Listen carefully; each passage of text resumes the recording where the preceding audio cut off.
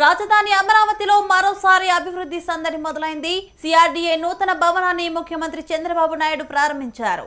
ఈ సందర్భంగా సీఎం రైతుల త్యాగాలను స్మరించుకున్నారు. ఈ సందర్భంగా సీఎం చంద్రబాబు మాట్లాడుతూ, అమరావతి రైతులను మర్చిపోతే మీరు చేసిన త్యాగాన్ని మర్చిపోయినట్టే, అలాంటి పరిస్థితి ఎప్పటికీ రాకూడదు అని అన్నారు.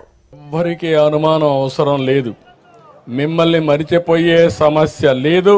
మిమ్మల్ని మరిచిపోతే మీరు చేసిన త్యాగాన్ని నేను మర్చిపోయినట్టు అవుతుందని చెప్పి మరొకసారి తెలియజేసుకుంటూ, మీ త్యాగాన్ని గుర్తుపెట్టుకుంటా, మిమ్మల్ని గుర్తుపెట్టుకుంటా, దానికి ప్రతిఫలం అనునిత్యం ఆలోచించి ఏ విధంగా చేయాలో చేసుకుందామని చెప్పి తెలియజేసుకుంటూ, మరొకసారి వండర్ఫుల్ ఒకేషన్, జీవితంలో మరుపు రాలేనటువంటి సంఘటన. ఫస్ట్ బిగినింగ్ మాత్రం ఇది అయిపోయిందని అనడం లేదు. ఈరోజు ప్రారంభం చేశాం. మన యాత్రకు ప్రారంభం, కనీసం కూర్చోవడానికి ఒక ప్లేస్, ఆ ప్లేస్ ఇచ్చిన మిమ్మల్ందరినీ పేరు పేరున అభినందిస్తూ అందరికీ నమస్కారాలు.